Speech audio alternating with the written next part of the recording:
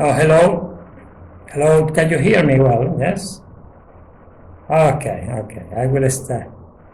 Okay, thank you so much for your invitation again in the meeting. And I will try to share now to explain. Let me 1 second to share my presentation. Yeah, and I would like to explain today the connection between the craniofacial system and for the posture of the body, that is physical rehabilitation. Okay, I think the screen is sharing now, and I will try to explain that in short terms because it's a long topic just to develop in just a little time, but I will try to be clear. The myofunctional postural rehabilitation is a method that I invented roughly 40 years ago for the whole medical sciences to work together. This is my little CV, just to know what I am. And I am the director of the NPR International School. Our school is all around the world teaching these topics, not only the craniofacial system, but the relationship at the interdisciplinary connection is a method for all medical science. Is a very simple protocol, and today we will be focused in one part of the protocol, that is the craniofacial system. The craniofacial system is a very unknown system. The people don't know around the world what is the craniofacial system. Normally they confuse the craniofacial system with TMJs. TMJs is just one part of the craniofacial system. I will try to explain today how this craniofacial system, that is a very complex system, can modify our posture and how can interfere in our rehabilitation. That's why I'm very happy to share that knowledge in a meeting of orthopedics, that there is a lot of people who deal with physical rehabilitation. This is the topics we will talk today: the relation and effect, the diagnosis, the treatment, and the prevention. We start for the first topic, for the relationship. Normally we know the craniofacial system as TMJs. It's a very, very wrong concept. TMJs is a simple joint, but there is not the disease of the joint who is creating the effect into the posture. Is the craniofacial system dysfunction who is creating that effect. And obviously the system is working in the mastication, in the speech, in a lot of systems, in a lot of function. But when this particular system is dysfunctional, is creating a lot of problem in our body, not only TMJs. TMJs is part of this big system, and it's a very wrong concept to just say, I am treating TMJs. We have to treat craniofacial system and the rest of the body. This is the main goal in rehabilitation. A good rehabilitation is when we are treating the whole body together. Okay? When we have harmony in the system with the rest of the body, our body is healthy.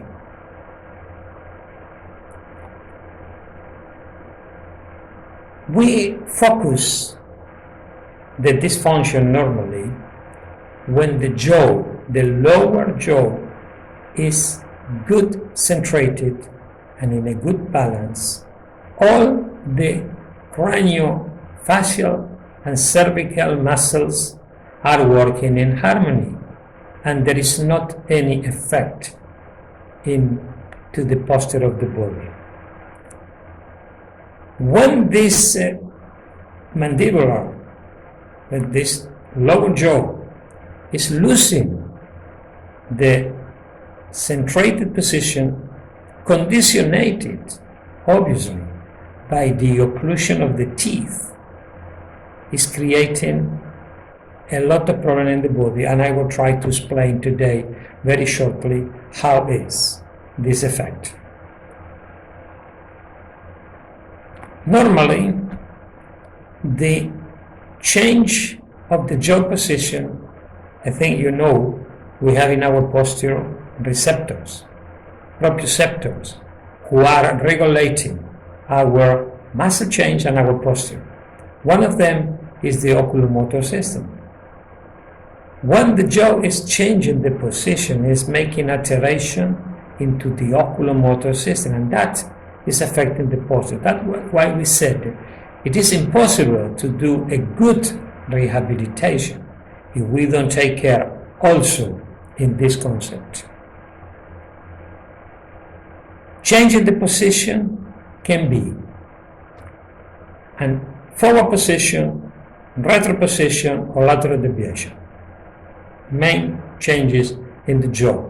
And as you are understanding now, it is not the TMJs, it's the whole system who lose the stability.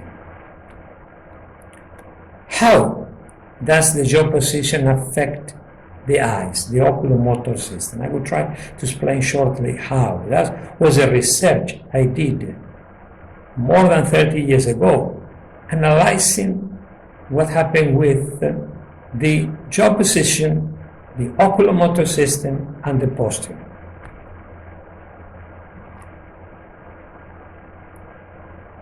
When we have a lateral deviation of the jaw, it is affecting the oculomobility, the oculometricity in one eye. And what happened? Why is important oculometricity? Because the oculometricity is very important for the peripheral vision. And when we have losing the oculometricity, we lose the peripheral vision and our head is changing position. And that will affect the neck and the rest of the body. Just only that can be an alarm. And it's affecting a lot of other things. As you see there, this is a video. This is a test of oculometricity. Very simple test. It's affecting lateral deviation, is affecting one eye. When the change of the jaw is forward back, it means bilateral mobility of the condyle of the jaw is affecting both eyes. We call that bilateral hypoconvergence. And this is affecting also the posture of the body, forward or back. This is a test. We see some clinical study of this research. Look at here, lateral deviation of the jaw, one eye is affecting, but this one, and is affecting the body overload in one side, as you see here. When the mouse is open, 1 kilo of overloading. When the mouse is closed, 5 kilos of overloading. That means that jaw position is directly connected with one of the main receivers and with the muscle change. You see there. Second case, mandibular deviation to the right. Right eye hypoconvergence and the posturometry. Look at here. On the other side, one eye is affecting, and if we measure the body, you see that how it's changing laterally the overload. This is an instrument to measure. This is an objective analysis. The third case, Here is a forward position of the jaw. And here we have bilateral hypoconvergence, and you will see there is not overload to the right or to the left, but forward or back, the position of the barycenter. You see there is not lateral deviation, it's just a forward position. The jaw is forward positioned because the occlusion is conditioning the jaw to go there. Bilateral hypoconvergence. And if you see here, there is not overload to the right or to the left, but is the barycenter is changing forward. And how does the jaw position affect the eyes? Deviation affect eyes hypermobility, and that generates the stress in the body's muscle change. And you work every day with muscle change. If the muscle change is under stress, no one rehabilitation can work well forever. Look at here. This is the resume. And how is affecting muscle change? That is important, because most of you can say how the jaw can affect the muscle change. The explanation is in the hyoid system. The hyoid system is connecting the upper part of the body, craniofacial, and the lower part of the body, posterior.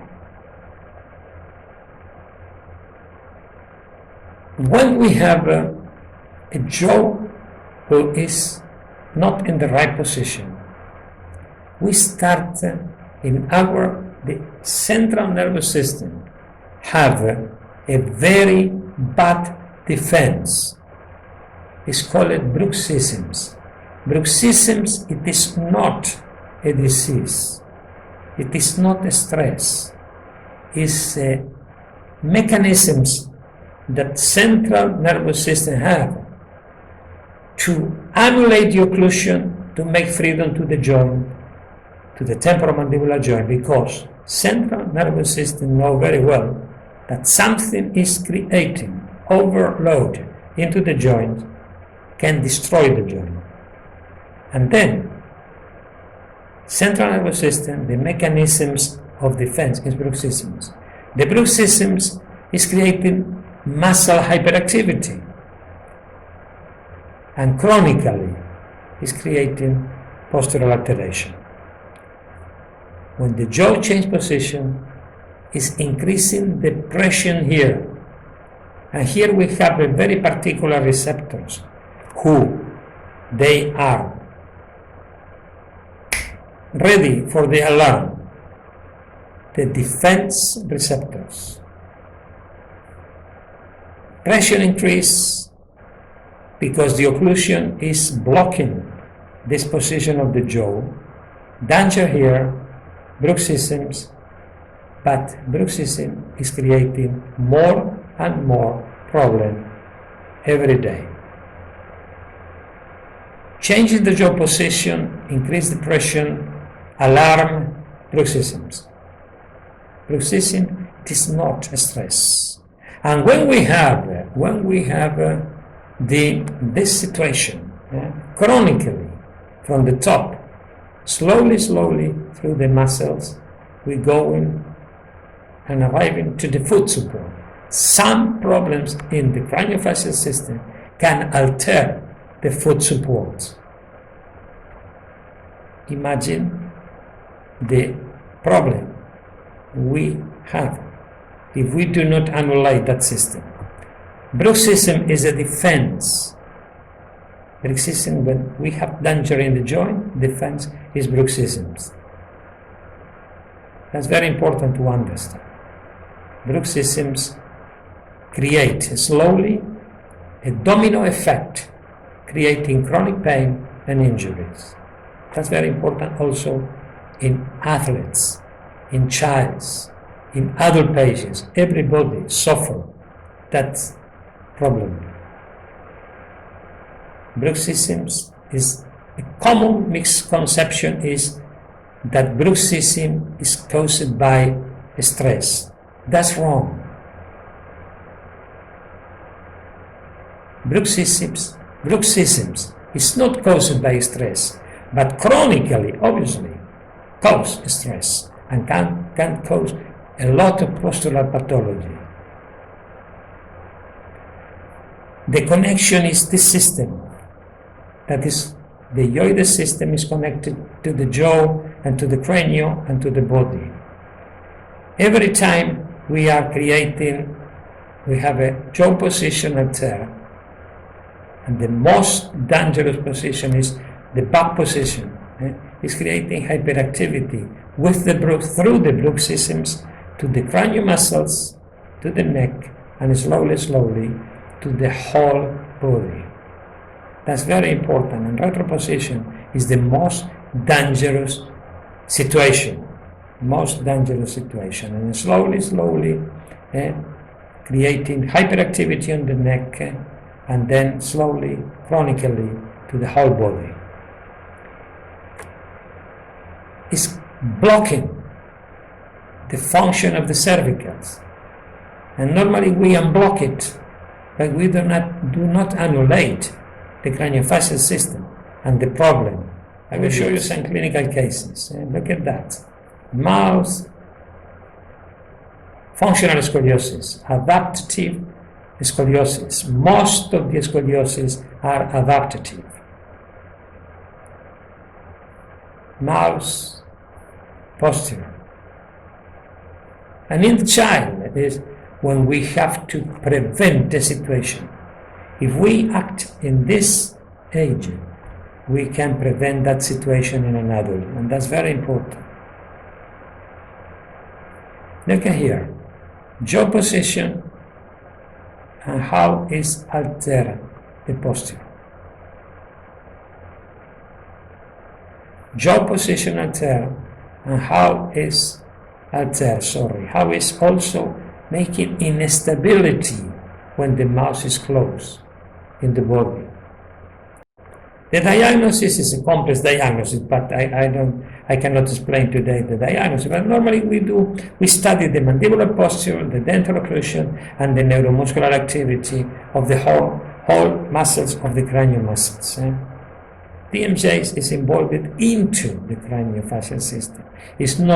You cannot resolve the problem treating only TMJs with massage, manipulation, etc. It is a very wrong concept. Jaw position is important.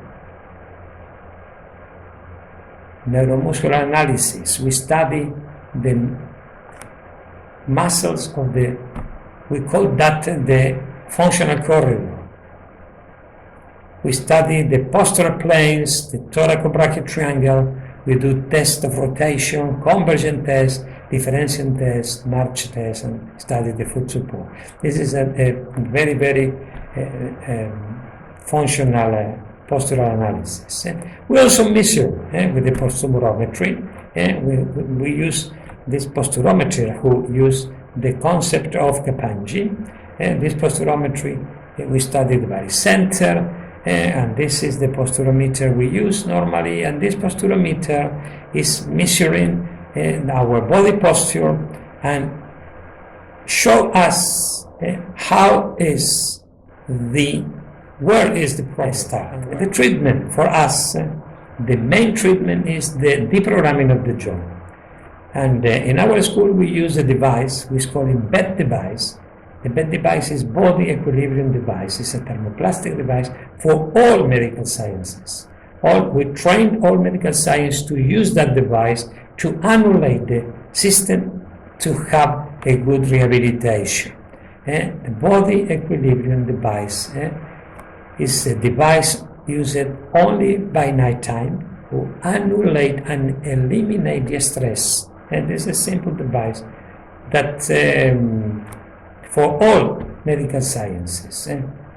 We can adapt this device, we can adapt it, and after a week we can start any treatment. The use of the bed is primarily when we sleep. But also, we say to the patient to use 1 hour before to adapt. We advise to use the bed for exercises, for when you have exaggerated stress, and if you work a lot in front of the how it's easy to manipulate the bed. The bed is a very simple device that you can manipulate in the mouth of the patient. Everyone can manipulate that device. Obviously, you need the training. You put in the hot water, and the device is immediately soft and allowed to manipulate the device and adapt the device for this patient. It's very simple, but obviously you need a training. It's not simple to use without training. We need a training for all medical sciences. And then you go directly to the mouse, and then you adapt the device in the mouth of the patient. Very, very simple manipulation of the device. I show you that short videos, only 3-4 minutes, and you will see how the device is adapted. You can adapt very, very simple, very, very simple. You can adapt. It's only one measure for all patients. With one measure you can adapt in childs, young people, other people.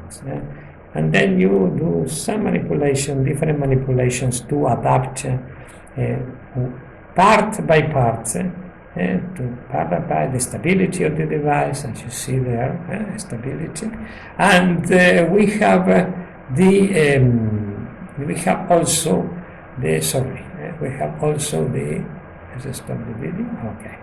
And then you see, you can check the occlusion of the teeth, how is touching with the lower, and that device is built with a special medical silicone that, with the temperature of the body, 36, 37 degrees, is adapting every night.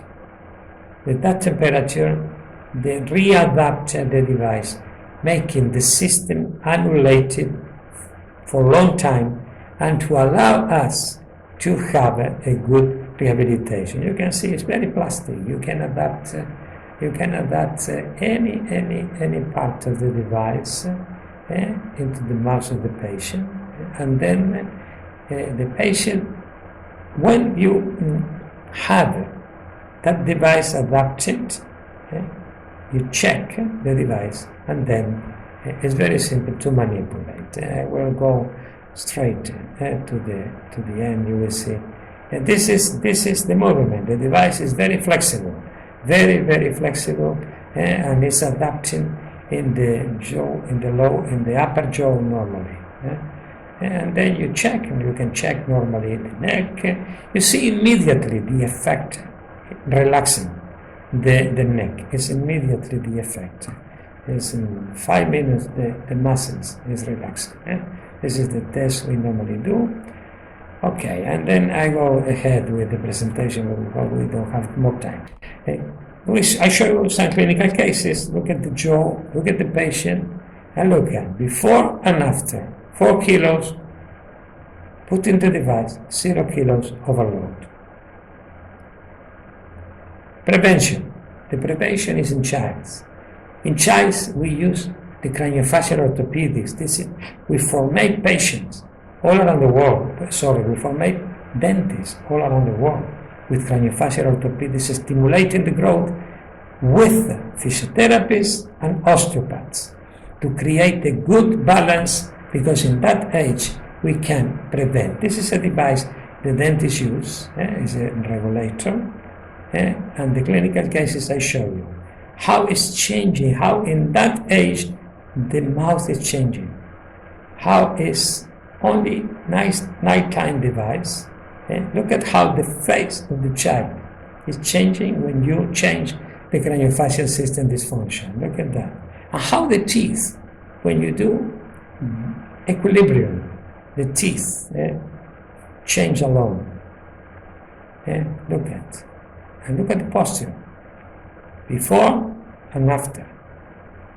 And look at that, a child during the growth, how it's changing the face, how it's changing the mouth, face, mouth, but posture. And the most important thing, that was before, start and after. The change of the posture. This is the main goal. Okay, I hope in this short time was very clear. If you have any question, I am here, no problem. And I have to say thank you to the organization. This is our courses we have in our school, a lot of courses. If you are interested, you can contact us. And I hope you enjoy the presentation, and thank you so much to be here with us.